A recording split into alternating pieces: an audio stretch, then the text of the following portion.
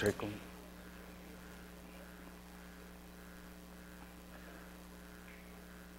So good to see all of you again.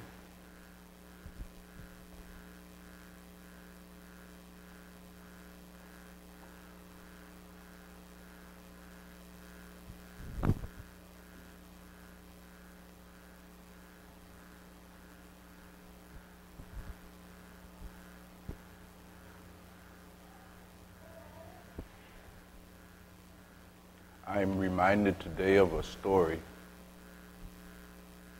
from ancient times, a story about someone just like you. It is the story of the proverbial spiritual aspirant in search of and seeking for God realization. And like spiritual aspirants throughout all time, this spiritual aspirant was no different, having some degree of understanding of the God realization process. Of course, he knew he had to take the help of a guru. And so he went in search of the guru. And as his luck would have it, he found himself a guru. And from that guru, he sought dishka. He sought initiation.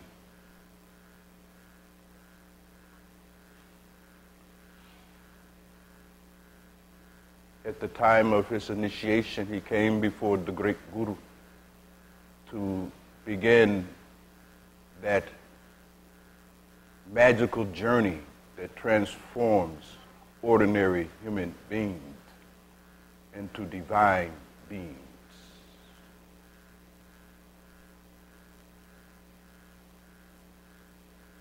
And the guru uttered to him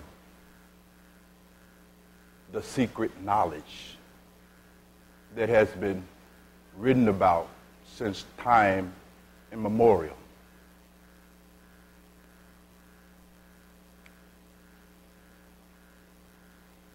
And he beckoned the spiritual aspirant to come close to him, because in those days the secret knowledge was not written, it was not uttered publicly, it was whispered in your ear. And he whispered the sacred knowledge into the ear of the young man. Everything is consciousness, and so are you.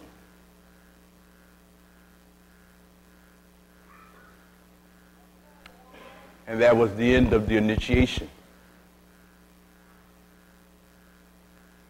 Just as some of you are startled, so was that particular spiritual aspirant, because he had went in search of techniques, technology, things to do, great books to go read, and a whole host of other imaginary activities that people tend to associate with the great process. But in fact, the guru had given him everything in that moment necessary for the attainment of the divine condition that is self and God realization. But like you, that spiritual aspirant also did not get it and abandoned the guru, convicted that the guru didn't know what he was doing,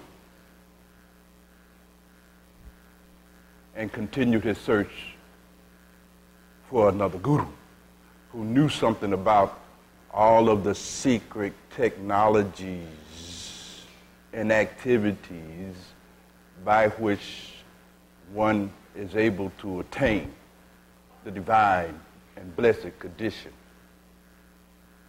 A few years went by, and again, as luck would have it, he found such a guru that met his standards, one who was willing to provide him with all of the things he had imagined sadhana consisted of.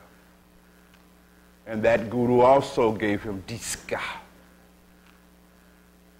Diska in the form of just what he had been looking for. He had his mantra, he had all of his activities, his seva, and he gave him all of the great books that contain commentary on the profound mysteries by which ordinary human beings are transformed into divine beings. And he embarked upon a very serious study of the scriptures. He embarked upon a very serious and intense performance of the sadhana that he had been given. And in this way, 12 years passed by. And the aspirant made great progress in those 12 years. So much so that his guru decided it was time to give this spiritual aspirant the next level of diska. There's two levels of diska in initiation. One is simply preparation that prepares the spiritual aspirant to receive the next and most profound level of initiation.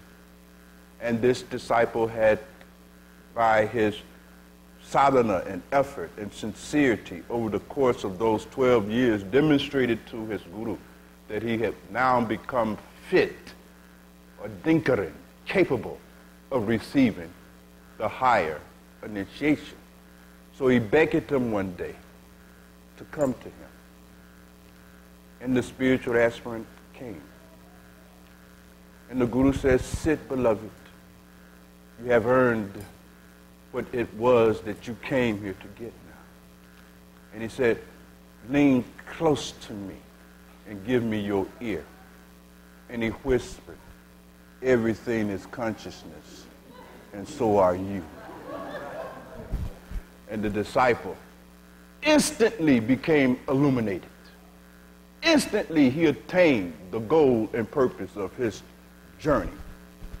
Instantly he became self and God realized and fell to the guru's feet in total and absolute gratitude. But there was one thing that was still on his mind. And he confessed to his guru. He said, "Guru Sahib," he says, "this thing that you have given me that has resulted in my illumination was given to me 12 years ago by this first guru of mine." And the master said, "Yes, I know, but you weren't ready. You couldn't understand it. And so he sent you to me so that I could clean you up. Nasavam viate kavasi tat twam asi ahambramasi." There is nothing that exists that is not consciousness, that is not God. And so are you, and so am I. This, then, is the long and short of it all. Sadhana is simply about the removal of your ignorance so that you can simply see that this is the case. Beloved, nothing that exists is not God, by definition, and so are you. And if you can't see that, then that simply means you are blind. If you do not see that, it simply means that you are suffering from a kind of profound ignorance. And it is the removal of this kind of profound and deep-rooted and deep-seated ignorance that constitute the aims, goals, and objectives of sadhana. Otherwise, sadhana is not necessary at all. No meditation, no sadhana. Sadhana is for ignorant people like You know the rest.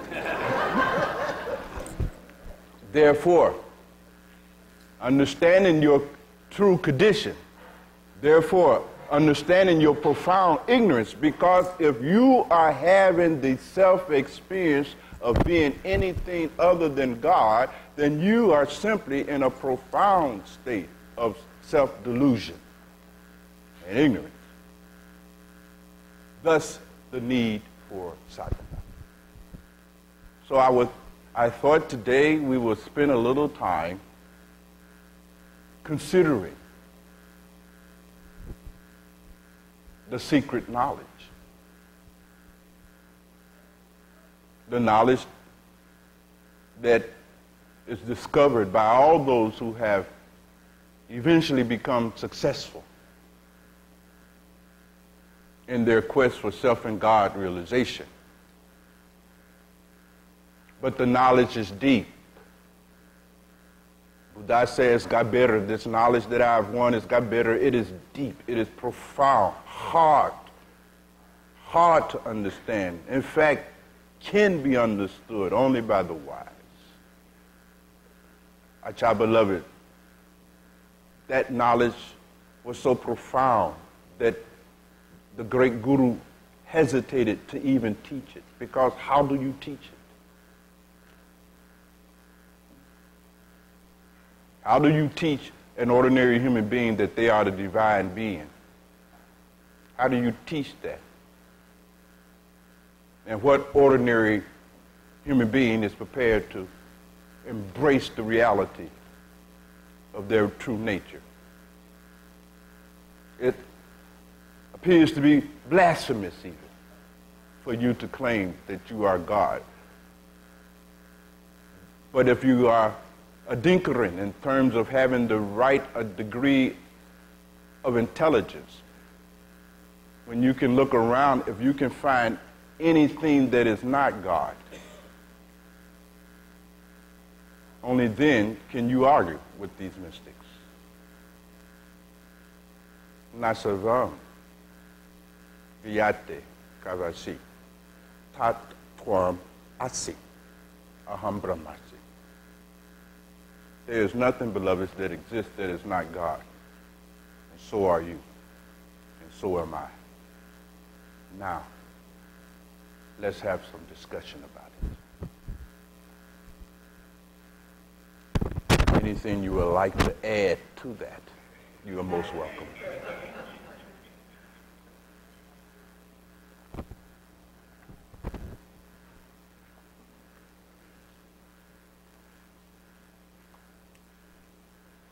You see, beloved, the whole purpose of all spiritual paths, all religious goals, aims, and objectives is simply to make you aware of your fallen condition. To first somehow get you to understand that the condition that you're in, beloved, is a fallen condition. This is not your original condition, who you are now, who you feel that you are now, the kind of hellish life that you're living. That's not your original condition. That's a fallen condition. And the purpose of religion is to first get you to see that it is a fallen condition so that you will cease clinging to it. What you are doing, you're trying to cling to your fallen condition. You're clinging to it. It is a fallen condition. It is not your original condition. There is nothing divine about the condition that you are in, is it? It's not your experience. So first, one has to be given the vision of the possibility for your life, because you don't have much vision for your life. You think the most you can be is an engineer or a doctor or start your own business or get married and have some children and get you a nice house in the suburbs, of course, with white picket fence, 2.5 cars. You know the whole story. You're living it, aren't you? That's the only vision you have for your life. You cannot even conceive of becoming a divine human being. That's not a part of your agenda. It doesn't even seem possible. And even for those of you who said, no, Bhagwan, it seemed possible, but it's only remotely possible. Yes, maybe you can concede that maybe there's a small, tiny, outside chance. But it's not a real vision. It's not real to you. It's not real. It's remote, vague. That's why you tend to bullshit on the path, because the vision of the possibilities of your becoming God realized in your mind is a vague one. So I better make sure I get me some of this other stuff just in case I don't become God realized. Is that about right? Isn't that how the thinking goes? Give me a little money because I don't know. Give me a little power because I don't know. You have doubts about it. But the reality is that you are already God. What else could you be? Nothing that exists is not God. Nothing. Everything is simply a modification of it. QED. And so are you. So there isn't any kind of technology per se. No kind of thing that you got to do per se, other than to simply realize that which is already the case. This realization is what is called moksha, liberation, salvation. Now you are truly saved in the real sense of the word. Saved from what? Otherwise living a kind of useless, meaningless, purposeless, unhappy, totally miserable, scrambling all over the place, hanging on by your nails kind of life. A life of desperation. I mean sheer desperation. You're desperate people. Desperate. And you know I know, because I've read your letters of desperation. I got a whole stack. I might publish a book. You know what I mean? The history of African desperation. You're desperate. You're a desperate lot. But in that, you see, you're no different from anybody else out here.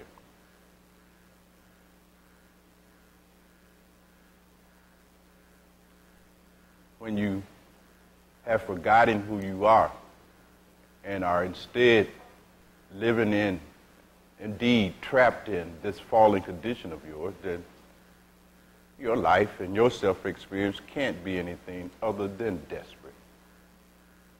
And the path then becomes attractive to those who've had enough of living life at the level of desperation. When you had enough of that, sooner or later, you're going to have enough of that.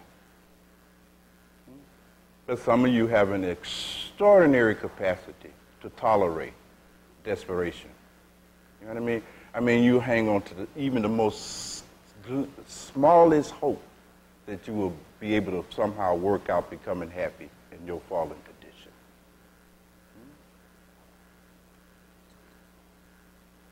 But eventually, you will simply lose the capacity to deceive yourself, and you will realize. And you will accept the reality of your desperate condition and be moved to do something about it. No fooling, no kidding. But see, that's a personal matter, isn't it? I mean, you can get together and bullshit each other. I mean, that's understandable. You put on your face, your lies, your acts. But when the crowd is not around, you see, and deep inside, your screams can be heard.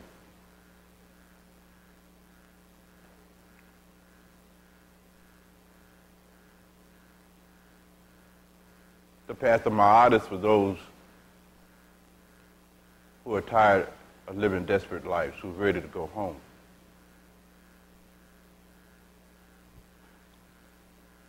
To recover their original condition and to abandon this fallen state. Something to say about it, beloved? Yes, beloved? What is the divine person? What do they look like? Just like you. Look like you, talk like you, work, have children, everything. The only difference is this: they know who they are, and you do not. They never lose the experience of being God. They have found out who they are. I try, beloved, just like you are always aware that you're a woman, no matter what you're doing, aren't you? Sure. But you always know I am a woman. In the same way, the enlightened individual always know that I am God. They always have this awareness. Now the question is, what is the benefit of that awareness? It is immense. That awareness, just that remembering who you are, changes the whole quality of your experience. It is a profound matter, beloved. I won't be able to exhaust it and do justice to it because you've asked a very good question. But there are a few books here today, Mahaseva have them, on the philosophy of sadhana and the God realization process. And I have addressed that very question. And so if you have an opportunity, you might want to get a copy because you must know the answer to that. Because if there's not going to be any difference between your life now and the life when you become God realized, then what is the point? You see? And one of the fears that most people have is that, well, if I become God realized, I lose all of this. When you become God realized, you don't lose anything. You gain everything. What you got is very little. God realization is an integral process. You understand? It contains the Lord. Just as at the level of a organ, we automatically have cells. At the cellular level, we automatically have molecules. At the molecular level, we automatically have atoms. Do you understand how the Lord is integrated in the higher? When you become God, realize you have everything. Everything. In fact, the little joy you having is nothing compared to the kind of joy that you have when you realize that I am not just this body. When you are just able to recover that amount of self-realization, instantly you are finally liberated from all of your fears that are associated with your presumption of being this physical body. Have you ever thought about it? Almost all of your fear, all of your anxiety, all of your neurotic behavior, all of your suffering is based on your presumption that you are this body. Please make a note. Please make a note. All of your desperation, all of your suffering, all of your emotional, mental suffering is based on the presumption that you are this physical body. And thus, when you are able to recover a level of being and identity that is transcendental to this physical body, you are liberated simultaneously from that kind of suffering. And the rush of bliss almost makes you faint. I am talking about a happiness that it impacts you so forcefully, it almost makes you faint. Can you comprehend a bliss that will make you faint? You can hardly bear it. Happiness that you can barely bear. It is a profound matter. That's just a little. There is even a more profound rush of happiness that occurs, beloved, when you also realize, nor am I my emotions. Because even the few of you who have been able to get a little sophisticated, at least intellectually you can understand that I am more than just this physical body, but you can't make that transition beyond your emotions. You are still very much identified with your emotions. And you suffer. And you suffer immensely. But what happens when you have the experience of being greater than your emotions? My God. My God. It is almost impossible to say anything about the kind of bliss that descends upon you at that time. So in the book of Sadhana, I have articulated all of this. I've gone into it in great detail. It is my gift to all those who are seriously seeking truth, who are smitten with the heart-breaking love for truth. But I've written it for nobody else. If you only possess curiosity, save your money. You're not even going to understand it.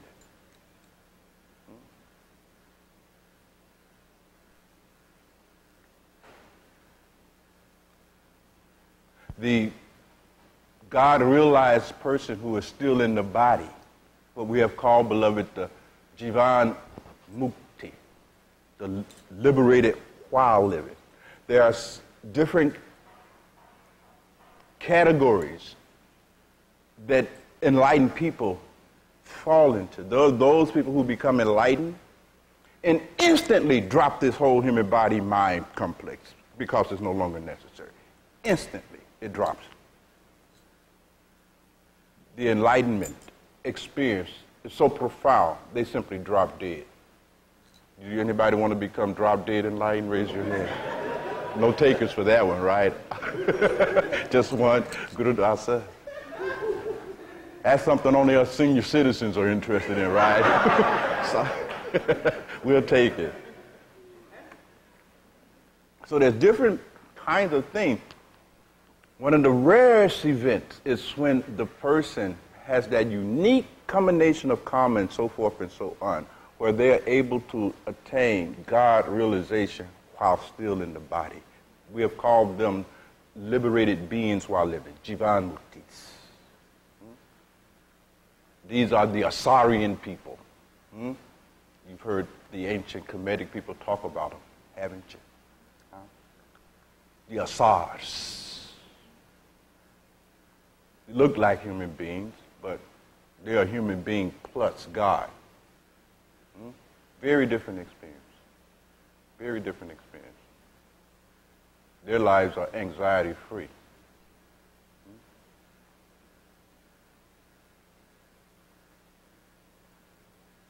Because they never lose the awareness of who they are. They're having the self-experience of being God in the body. You're not having the self-experience of being God in the body. You're having the self-experience of being your ego, your mentally constructed sense of self, your invention, your construction. You see? Your history, your biography, your psychology, et cetera, et cetera, et cetera. And until you're able to somehow transcend the self-experience of being an ego, then you are not capable, adinkarant, fit, to even have the experience of being that which you already are. So I would defer you to the book, beloved, so that I don't get too far gone here, because it is a profound thing. And this is the great matter. As I've said before, that's the whole purpose and point of being on a path, is simply to come to the realization that everything is consciousness, and so am I. When you are able to get that, when you are able to realize that, whether it takes you 12 years or 12 minutes will depend upon your own mental and emotional condition. There are some people who are so mentally and emotionally all messed up and screwed up in their head, full of so much ignorance, that for them a whole lifetime is not enough in order for them to remove that ignorance that is keeping them from seeing that everything is consciousness. And so am I. They are not adinkarant. They are not capable. They are not fit. They can't get it. Their buddhi, their mind, their intellect is not functioning. They can't think clearly. They have no viveka.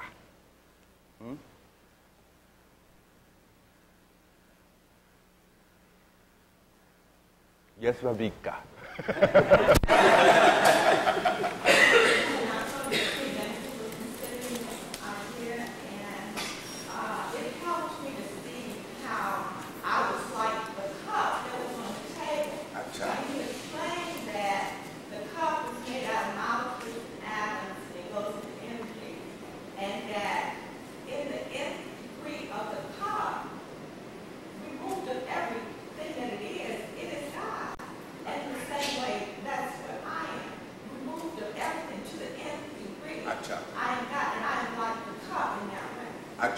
In fact, when you had such a revelation, you know, then your toes curl up.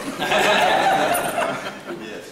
You see, beloved, you're absolutely right. Just as we can reduce any kind of object, material object, if we reduce this thing into its essence, ultimately you come to energy. Or more specifically, You come to light. Light is the foundation of all matter. That is what all people who understand anything about physics have already understood. That was the brilliance of Einstein and his equation, E equals mc squared. Energy, matter, times the speed of light squared, right? It is light. Light is the ultimate stuff of which everything is made. Light vibrating at different degrees of frequency, so forth and so on. So I'm not here to take you back to a class in physics, but certainly I want you to understand you are also matter. If I reduce your matter, I reduce your brain, reduce your emotion, because all that is just coming out of your brain, isn't it? Where else is your emotions coming from? Brain base. If we reduce you, Sarah G, like we reduce matter, we come to the same thing. The same thing. Pick anything that is arising within the realm of your awareness and experience. Reduce it, and you will reduce it back to exactly the same source, the same basic fundamental source and condition. That basic and fundamental source and condition is what we call God. That's God. God is not some man up in the sky somewhere with a beard somewhere. That is myth. That is created for children. It's all right, because children can't understand physics. Right? So let it be. But it's inappropriate for anybody who claims to be adult in terms of their intelligence. And to see that, now you have to understand it has to be seen. There is a kind of seeing that has to occur, a profound consideration in samyama. Is that right, beloved? You have to understand you got to go to the same place that Einstein went to get that equation. When Einstein went and got that equation, he's not in no laboratory, folks. There is no laboratory you can go into and pour chemicals into flasks and all your other imagination about how real science is done. That's not the way profound science of the status of the relativity theory is done. Science done at that level is done the same way as mysticism. Oh, Albert was sitting on the bus and slipped into it in his mind. Went into that place where all real profound abstract science is done. And he brought it back down. Theory of relativity. He just wrote it. Wrote out the math of it. He didn't go to a blackboard and play with that. Here. So you have to do the same thing and see that. Is that about right, beloved? In fact, that is part of the process that is offered to those of you who are not already capable of seeing God. Remember, we have said there is nothing that exists that is not God. Now you got to deal with that. Now you got to, first of all, you got to deal with that one. Because if you can't really accept that proposition about reality, then it's very hard for you to move somewhere else. If you think that things are coming from something other than God, then you see you need to work on that. It means that your definition of God is not one of being omnipotent, omnipresent, and so forth and so on. Your concept of God is that God is somehow partial. There are philosophies like that, incidentally. Samkhya, one of the 6 systems of India, argues from that point of view, that there are 2 sources of everything that exists: Purusha, spirit, and Prakriti, matter. And that it is the combination of this Purusha and Prakriti that generates phenomena. But of the 2, the spirit, or the Purusha, is supreme, at least in the argument of Samkhya. And the goal in Samkhya philosophy is to be able to liberate the spirit from the matter. It's almost identical to the same argument that was offered in Thebes in ancient Kemet, some several thousand years prior to the rise of Samkhya. So there's many different models to look at it. You see, it depends on your concept of theology. Now, your concept of theology is that God is a man up in the sky with a long beard looking down on your life, listening to all that bullshit you are called praying. Then you don't have a very sophisticated point of view. It's difficult for you. You follow me? It's going to be very difficult.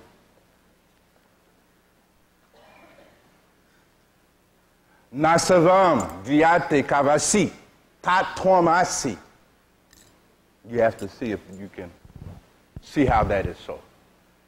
But if it is the case then that everything is God, that everything is simply a modification of God, then the question is, why aren't you having that experience?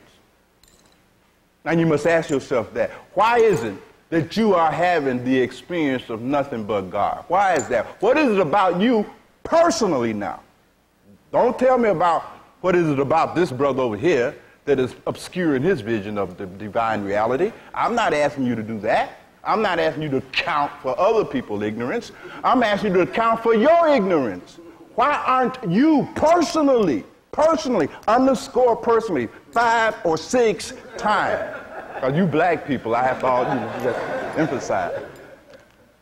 Why aren't you having the experience of nothing but God? And you know you're not having the experience of God because you're mad at everybody. You fighting, you fussing, you jealous, you greedy, you lie on each other, blah, blah, blah, blah. You're not in relationship with God. You're in relationship with what you're perceiving as something other than God. Are you with me? Can you follow my argument? The basis of all conflict in relationship is based on the presumption of being in relationship with something other than God. Isn't it? You wouldn't call God a bitch, would you? You wouldn't want to punch God in the eye because he didn't cook your dinner on time, right? Would you? Would you?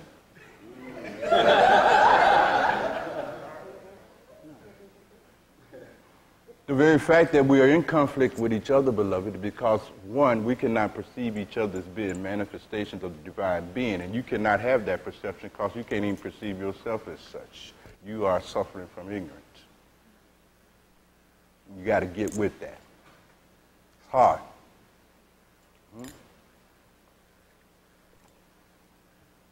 Sooner or later, you got to get with it. You got to be able to leave the realms of conceptualizing the spiritual process. It is interesting. I noticed in one of the Irish greetings, those of you who go to down Triton, you know about all of that. But Babaji was making a recent argument to the Sangat about this very matter. That you people, even in the Radha Swami movement, you people are worshiping some concepts. Get out of this stuff. But I was telling Bilal, I said, Babaji going to have a hard time because it's 1.5 million of these people who are in relationship with the Guru at the level of concept. And Babaji is trying to tell them, y'all got to get up out of this stuff. You see? There is no such thing as Radha Swami concepts. The concept of a Guru is not the Guru. The Guru is not a concept. A concept is something you make with your mind. Therefore, the Guru is never going to be like you conceive him. Never. Never. never will fall in with your concepts and your expectations. Never. By definition. Because it's your mind creating it. Jesus put it very beautifully. Jesus said, you worshiping something, you don't even know what you're doing. No, you're into a concept somewhere.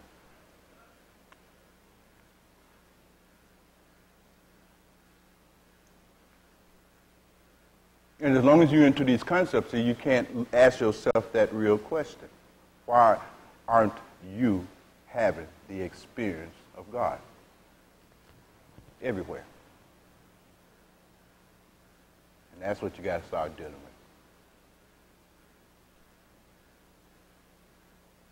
So we can go on and on and on about this. It is a profound matter. But once you're able to see that, beloved, what I asked Vavikara to do was to start cleaning up her mind, her intellect, get her intellect operating correctly.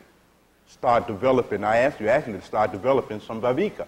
Vavika means the ability to distinguish between that which is false from that which is not true, and so forth and so on. Is that about right? And one of the things that Vavika must make you capable of seeing, that there is no difference between us. Until you're able to see that, you haven't really reached a full state of Vavika. Vavika jhana, right? Knowledge based on the ability to see clearly has not yet risen in you, have it? So that's really was the point of the exercise. When you can see how you are related to a cup, are related to a star, a blade of grass, it becomes easier to see how you related to your mother and your brother and your sister. And then if you can become established in that realization, that's the next level of practice, isn't it? So that was the first leg of the practice. First, try to see what everything that is arising within the field of your consciousness really is. Try to see things the way and for what things really are. Everything is related. Not only related, it's the same. Ultimately. The differences is on the peripheral, right? So if you're seeing nothing but differences, beloved, if you're living in the world of differences, then know that you're living the most peripheral, the most superficial level possible. That's where you at. I know you don't like it. But that's where you at. And I'm here to simply show you where you're at. And then you become responsible from there. Yes, beloved?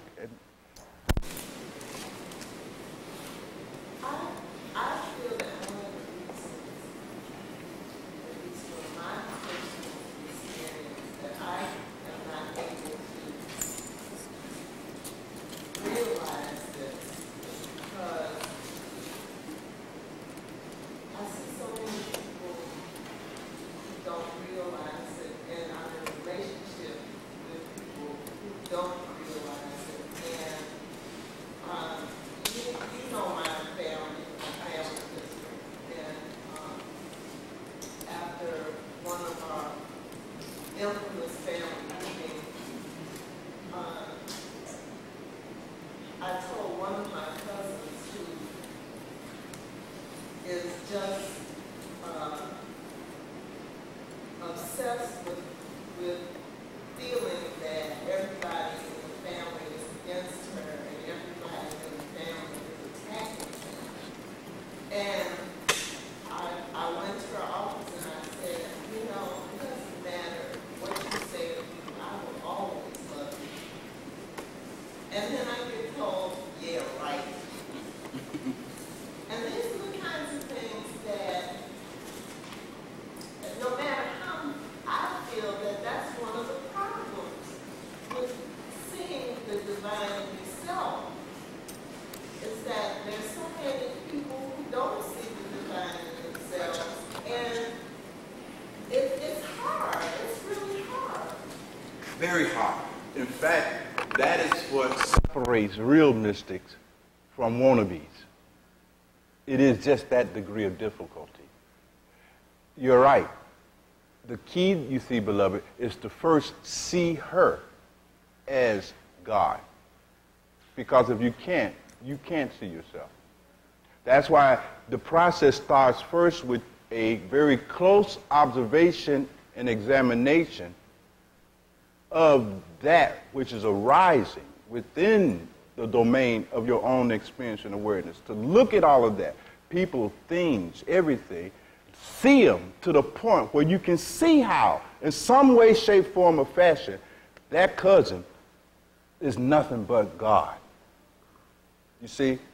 Once you can see that, then you can see past the surface of all of these people and stop responding to them at the level of their surfaces. You see? At the level of Maya. And you're seeing that. And that is difficult. I grant you that. It is difficult, though, on the basis of your own capability to see things clearly. Your own innate ability for Viveka. It varies in individuals, incidentally. Just like your IQ varies, your VQ, your ability to develop Viveka, is unique and individual. And some people, quite frankly, are almost retarded in that respect. For them, you know, special ed, we attract them, you see, and give them some extra help and tutoring. But there are some individuals who are gifted, and they can see it. So when they're instructed, when they get the secret knowledge, they're able to deduce this and see it. But you must practice seeing it in them first. We have called that graya.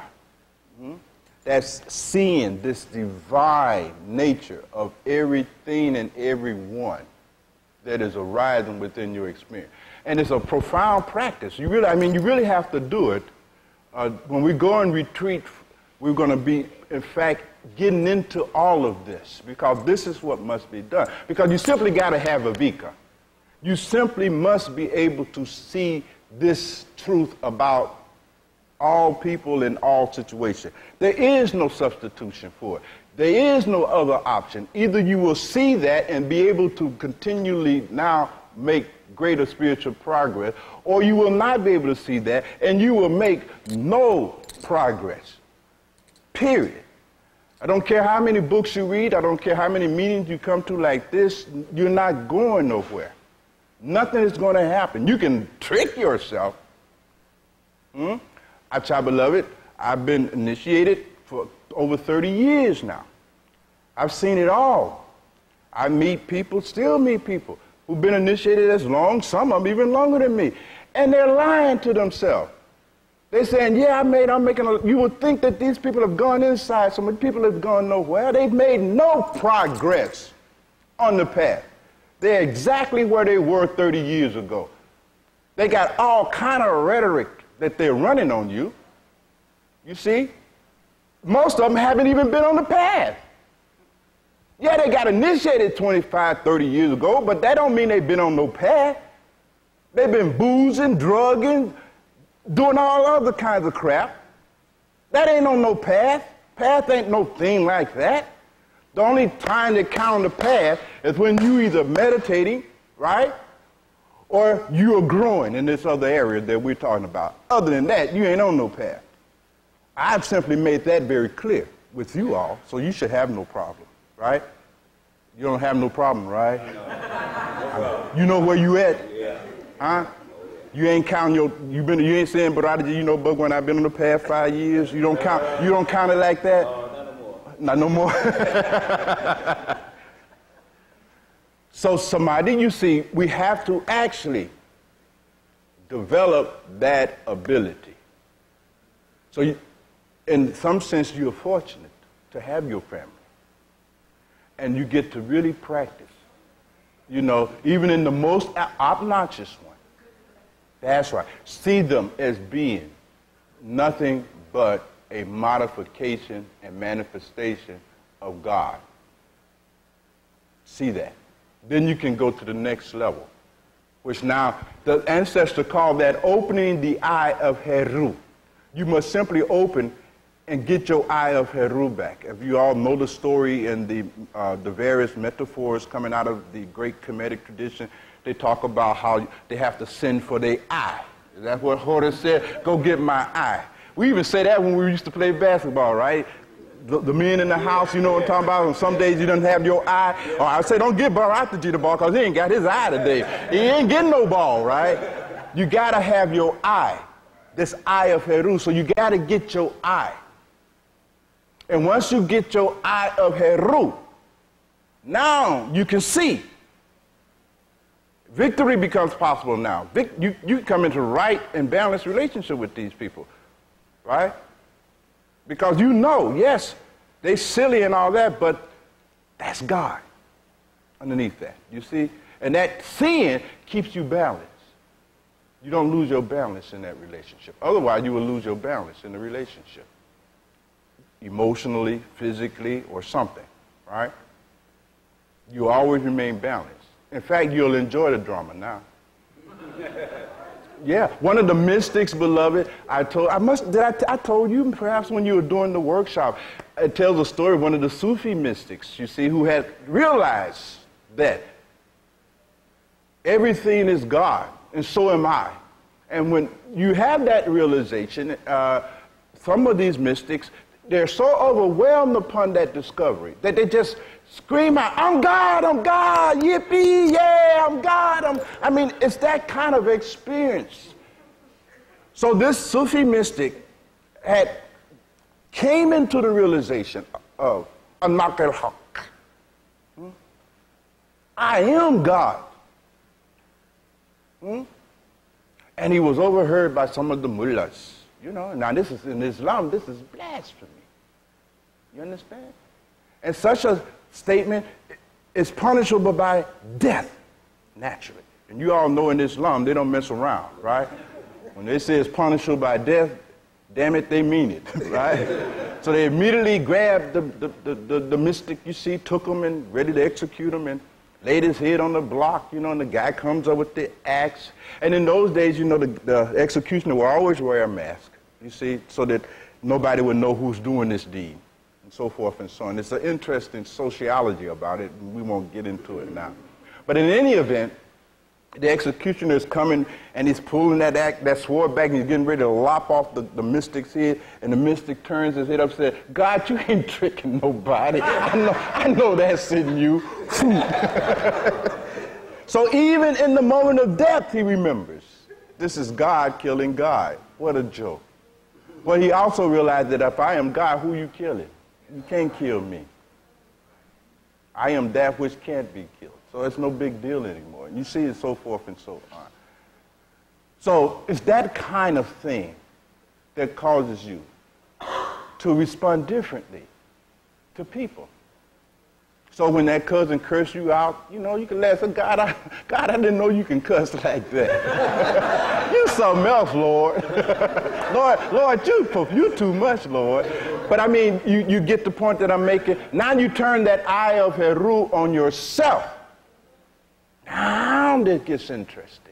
Because now it's even more interesting. Because when you turn that eye of Heru on and look at yourself, now you begin to find out. You begin to see through the falseness of your sense of self that you've been previously identified with. All of that stuff that you had concocted as making up your fundamental identity, you get the chance to cut right through that and see that you ain't none of that. For the first time, you get to deconstruct and get beyond your false sense of identity. Because as you are operating from a false sense of identity. You see my point? You're not any better off than these people. You are the same as them, psychologically, emotionally, and so forth and so on. You may know a few more teachings, but that doesn't amount for anything because those teachings hasn't been translated into actual transformation until we really get down to that. But once that eye of Heru is there, you look into yourself now and you say, oh my God. Now you become liberated from your own ego and false sense of self that you have been previously operating out of. And you come to the next stage. There's a third stage. Now seeing this and seeing that, you realize that Tatwamasi, I am that, aham idamma. And it becomes a seamless experience. So now what does that mean, Samadhi? It means that within your experience, your self-experience, you are not having any any difference between you and the other. The duality and difference drops out. It is a profound thing. There is no more distinction. I mean, their suffering is your suffering. You're no longer operating at the level of sympathy. Most of you simply operate from the level of sympathy. Sympathy is an intellectual position. You see? Their suffering is your suffering. Their love is your love. I mean, it's a seamlessness now. There is a oneness, right? You and me, that distinction drops out. That's what love is, isn't it? Love is the transcendence of that duality that separates us into you and me. There is none of that. You come a long way, baby. You would have told her where to go. All right, we're going to give her some credit. All right. You had a remark, beloved, and then Anaraj, Lakeisha, wake up, dear. Okay, so in relation to what she said, right? You made this one point. Okay. So all these adjectives that we give to ourselves, like I'm humble, I'm loyal, I'm good, I'm righteous. It's all a joke. All self-constructed. It is a mental construct, and a false mental construct at that. Your sense of self is based on, first, your identification with your physical body, okay? And then your emotions, your conditioning, and your propaganda. What you just articulated is a part of your self-propaganda. I am honest, I am kind, I am loving. All this is nothing but propaganda. There is no evidence nowhere in your living of you possessing any of that. You follow me? It is all constructed. It's politics. It's a kind of way that you present yourself to others for the sake of winning their approval, and impressing them, and so forth and so on, to make them more easily victims of your own egoity and ambitions and so forth and so on. It is really an ugly phenomenon. This is what we have called ashuddha vikapa, a false concept of self. And part of the task and the development of viveka is that viveka not only liberates you from the false concept of others, but it also liberates you from your own false concept of self. Are you following me? Right? That's how you know it's viveka, right? Because it liberates across the board. So what happens now is that once you have received the divine knowledge, this same little piece of knowledge, everything is consciousness, everything is divine consciousness, everything is God, and so are you. In that knowledge, that's like Einstein's equation. Just that little equation, E equal mc squared, is why we got computers, why all this stuff is happening. A whole generation of technology has arisen out of just that one little tiny statement, E equal mc squared, because it's a profound knowledge, isn't it? Similarly, navasavam, vyate, kavasi, tatwamasi. Just like E equal mc squared, if you can get it, you can produce a profound transformation in yourself. And one of that transformation will take the form of you now correcting your false concept of self and replacing it with a true concept of self. It's still a mental construct. Make a note. Because you're not yet capable of going beyond the mental level of your own experience. Are you following me? You're limited to the mental level of your own experience. But even so, there's still something you can do to put yourself in a position to go beyond it. But the first thing you have to do is to cleanse your buddhi. B-U-D-D-H-I, okay, called not B-O-O-T-Y, but no, maybe that too. In any case, right, and the buddhi is simply that faculty that holds your knowledge, the mind, the intellect, you see. Now you have intellectually, you have created a false concept of yourself. And then you live on that basis. And that's always going to be disastrous. So you have to cleanse that or remove that false concept and replace it with a true concept, what they have called a Shuddha Vikalpa. And what is the true mental concept that you should have of yourself? That I am God. You got it. Now that is a true mental concept. It's a correct mental concept, but it's still a mental concept. You're not yet having the experience, but you're on your way. Are you following me? It paves the way for the self-experience of your own dormant and inherent divinity. It is not identical to it, right? So you have to really now, and you see the work here, you really have to now literally destroy your present self-concept. Destroy it and replace it with the right self-concept that I am God. And then begin to live on that basis.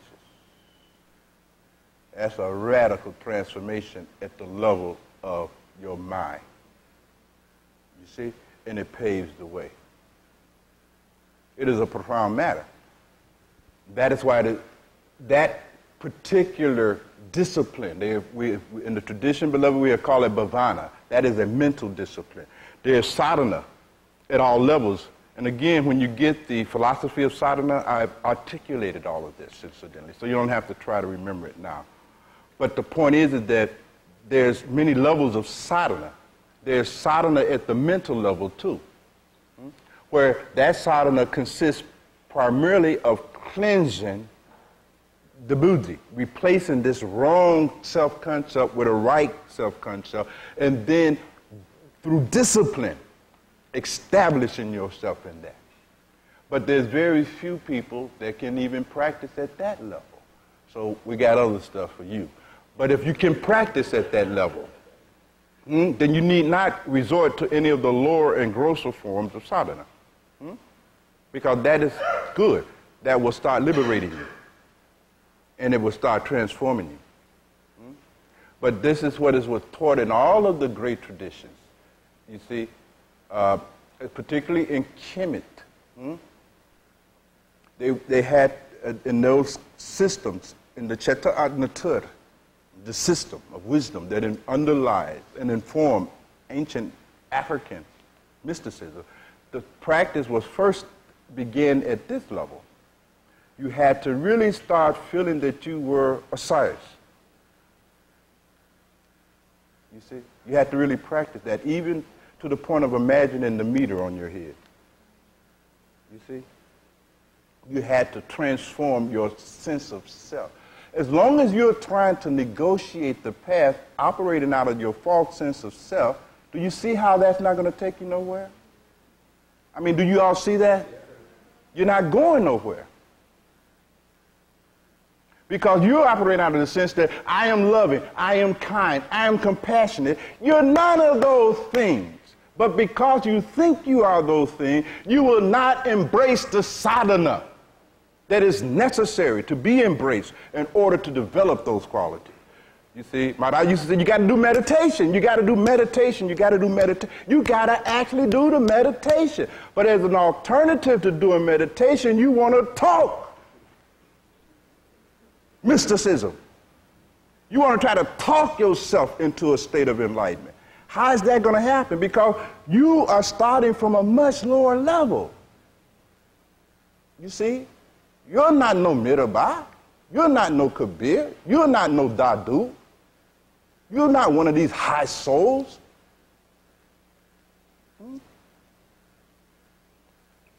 You don't want to do that. Radhavira and I was having a discussion, and as we do, we talk very frank. And I was saying to Radhavira, I said, beloved, you notice that we almost never follow Maharaji's instruction. Didn't we have that conversation? And I asked him, just brother to brother, because that's my brother. We talk like that. And I said, have you ever noticed and examined to what extent did you really follow Maharaji's instructions? And I'm sure that, like with all of us who really consider that, that impacts us. And we realized, yeah, we've been walking around, got his picture on the wall at home, we cry a few tears, we talk endlessly about his grave, but none of that was following his instructions. We discovered that coming in the right relationship with Maharaji has nothing to do with all of that. It's about following Maharaji's instruction. That's right relationship, isn't it? And when we examine our lives, and the lives of many of the other people that we know on the path, because we know a lot of people on the path. Their life is not no hidden mystery. You understand? It's public record, literally. And we saw that. Ain't no following of those instructions going on. Just talk. Talk devotion. And we all been guilty of that, haven't we? You got to see that.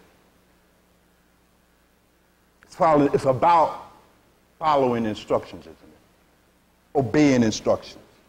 That's right relationship.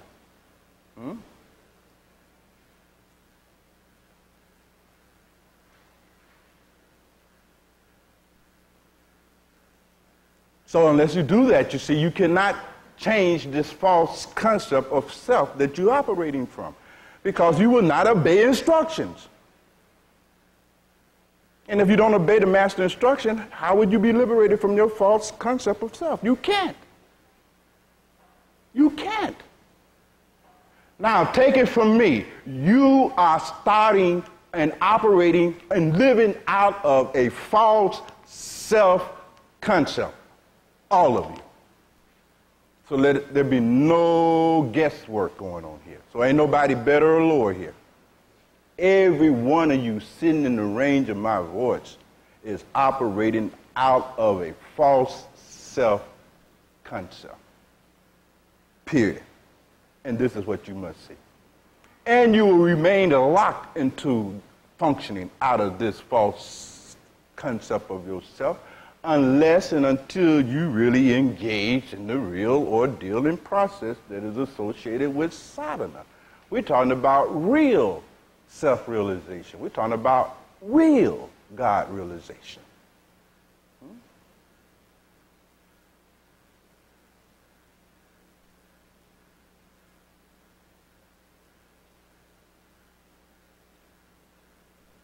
There's no point in sitting around talking about it. I've been initiated by Maharaji for 30 years. That don't mean nothing.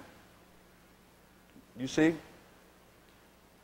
You must look at me and see, do I act like I've been initiated by Maharaji for 30 years? Do you see any signs that I've been guru? Look for that. If you don't see it, then discount my stuff. It's rhetoric. Discount it. Don't buy any of it. Don't be taken in by none of that crap. It's crapola, right? That's all. A person come and tell you, I've been to Harvard, you want to see something, don't you? If I tell you I've been initiated in Guru for 30 years, shouldn't that show up in my life? Do this make any sense to you? Shouldn't it show up? Yes, it must show up, or otherwise it's bullshit. Radhavira, can you talk about, I've been initiated by Maharaji for 25 years? Where's the evidence? Where's the evidence?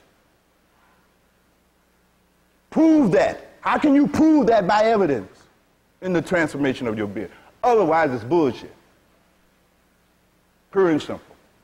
And I promise you, in the house on my watch, it ain't going to be no bullshit. Now, I can't account for what happens later on. All right? It's the same thing here. At the Seva Samiti, we talked about it, right? Show me the Seva. I'm not interested in your rhetoric about how much you want to do Seva. Show it. It's hard.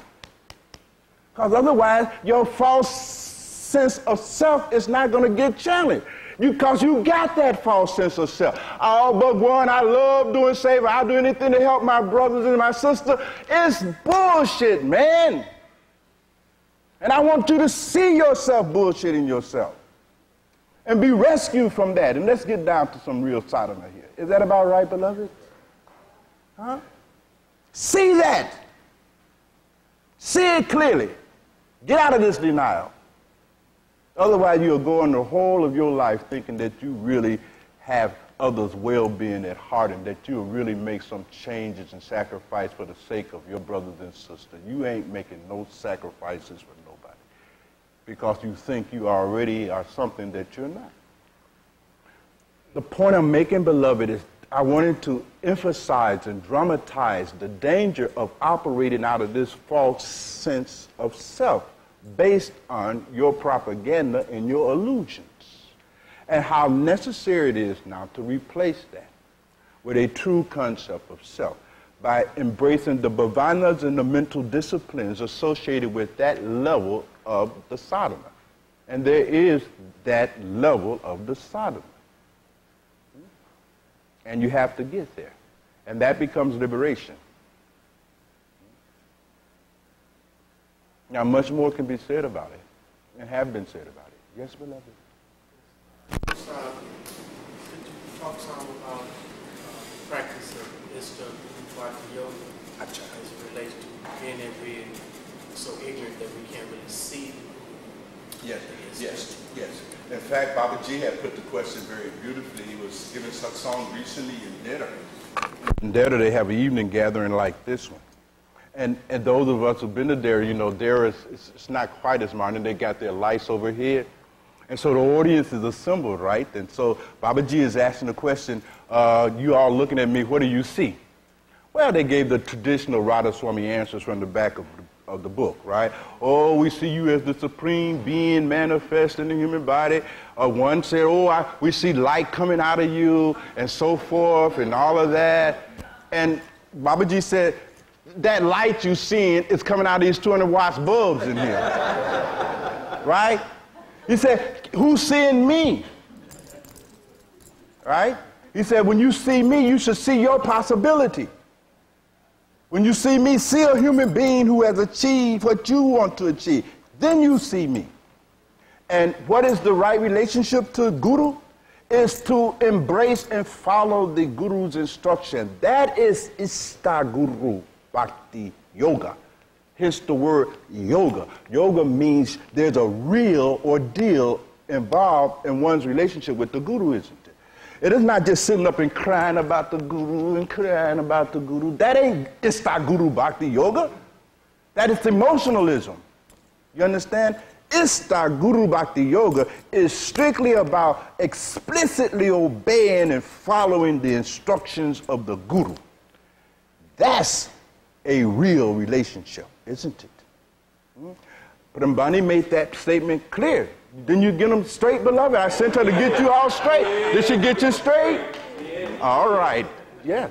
That's the real relationship. That's the real relationship. And that, too, is only possible for some, because every disciple is not even capable of Istaguru Bhakti Yoga. Isn't that interesting? I have observed that the vast majority who come to the Guru are not adinkaran. They are not fit and capable of even practicing true Istaguru Bhakti Yoga at all, which simply means they cannot embrace and explicitly obey and implement the instructions of the Guru. They must always tinker with it and adjust it so that it does not cause them to go beyond the level of their comfort and their egoity. That's it. They can't do it. There are those rare souls that have come to the path that are capable of doing that.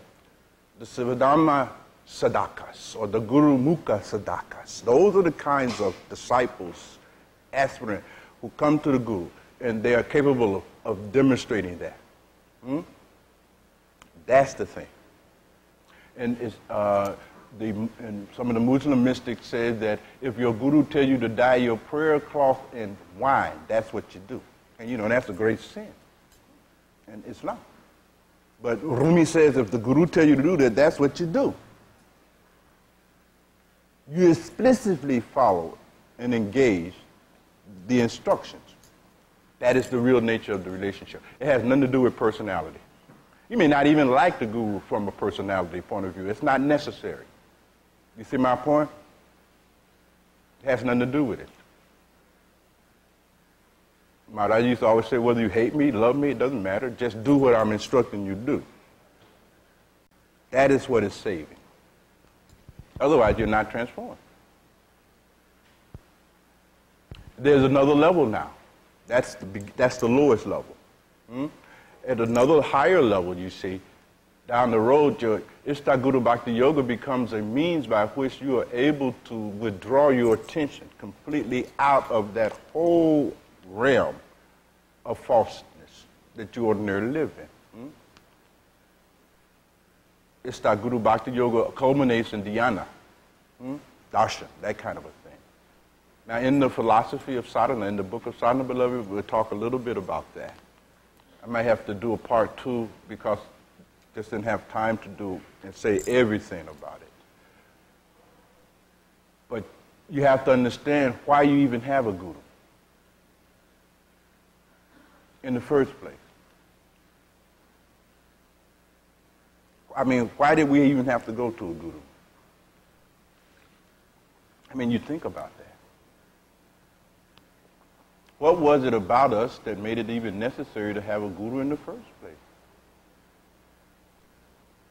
Well, usually it's because we are that level of spiritual aspirant that is not capable of being transformed by the scriptures. I mean, look at your own experience. You all read the Bible, you read the Quran, you read the Bhagavad Gita, the Mahabharata, the Upanishads, the Dhammapada. You've been through all of the philosophers in the library. Didn't do no good. You still remained spiritually unchanged. Even after studying the Bible, you were not spiritually transformed. And you cannot be transformed by the Shastras because you are not a Dinkarin enough to be transformed by no Shastra. Yes, if a high spiritual being, yes, if they read just one line from the Bhagavad Gita, instantly they are transformed. That's not you. The high being, one surat from the Quran, transformed. And I mean transformed. Not in no rhetoric like you. I mean really transformed. Radically transformed. One line from the Torah, radically transformed. You read a whole lifetime of scripture and have remained untransformed. Yeah, you picked up a little rhetoric, a little terminology, but fundamentally you're not transformed.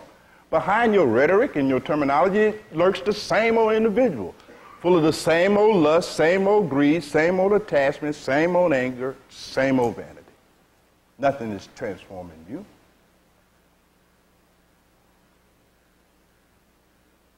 We're not a Dinkarin capable of being transformed at that level. Hence the need for a guru. Right? Something a little closer to you. Closer to where you are. And even once you have entered into a relationship with Guru, the very fact that the Guru would have to tell you more than once is a sign of where you are at. Is that right, Prambani? Prambani is agreeing with me. So I know I'm on the right track.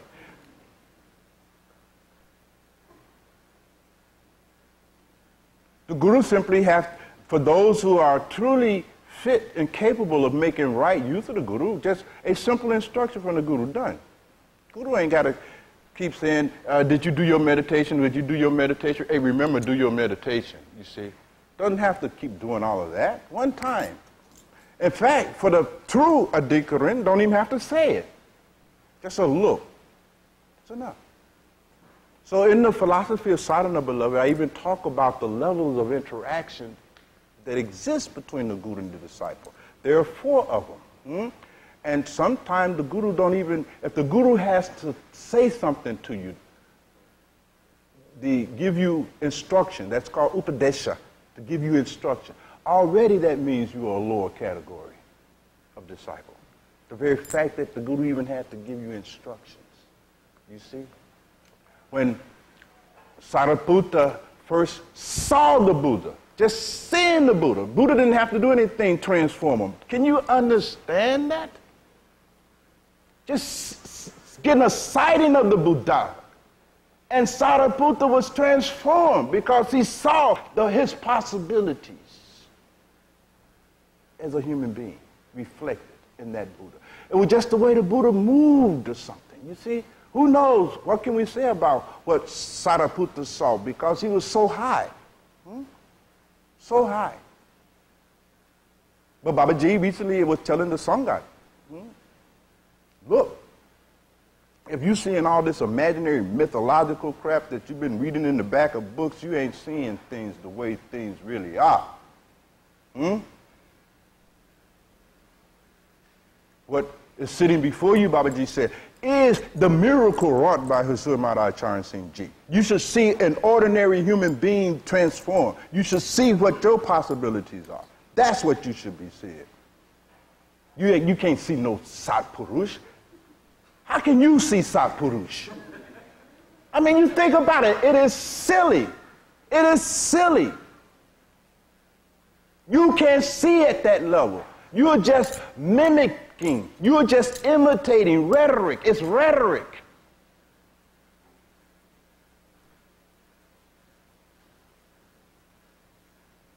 But Sariputta could see that at that level.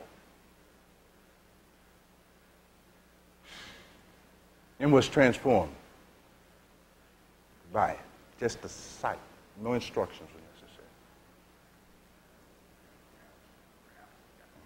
All right, Bilal said we got to get out of here, so we have to have time. Anything else about it or otherwise? Last, okay, this will be short. First of all, Bruce, Great Master, I had discovered about myself that I have been unable to obey. I attempted to define obedience. And that's the same way that I obey. It takes the text at it. You know, obedience is the ability to do that which has been asked immediately, if not sooner. Well, the people of it, quite frankly, I don't think the problem in your case or anybody else is the lack of a definition of obedience. It is of doing it, because you can get the definition out of Webster. I mean, you know the definition of it. Right, and you must simply find out what is it about you that causes you. And if you are not able to do that, then I can simply tell you, because you are ignorant. And out of your ignorance, you are disobedient. And until that ignorance gets removed, you will simply remain disobedient. Even if you say I'm going to be obedient, it is just rhetoric. You simply will not obey. You are not fit. You're not a dinkerman. You're not even capable of being obedient. You've never been obedient anywhere, at any time. Is that right, Sajara? All right. Never been obedient. That's right.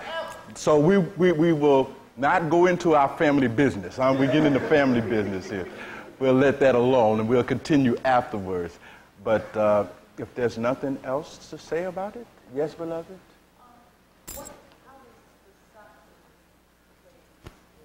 What, beloved? Like you talked about the sakuru. Sakuru? Right. It's in the book. It's in the book. There are levels of gurus. There are the... But I'm saying Satgurus. There's Satgurus and Siddha Gurus and spiritual adepts and so forth and so on. My Sabas. I have outlined all of that, beloved. You see? Ordinarily, these gurus are matched up with particular classes of spiritual aspirants. For instance, the Siddha Gurus, the superhuman gurus, they won't even be dealing with ordinary spiritual aspects, because these are Siddha Gurus. The grace that comes through them is so subtle that it cannot be responded to by the ordinary individual. There's even celestial gurus, gurus that are not even in the body. You see my point? So there's many, many levels. God itself is the guru, right? So I go into a lot of different things like that. So when you get you come into retreat, right, beloved? Okay, good. For those 2 days, that's what we're there for. We're going to go into all of this. We're going to make a real run and assault on this profound ignorance that is obscuring and keeping you from seeing the incredible opportunity that is before you. All right. I have Prasad, so we shall quietly prepare.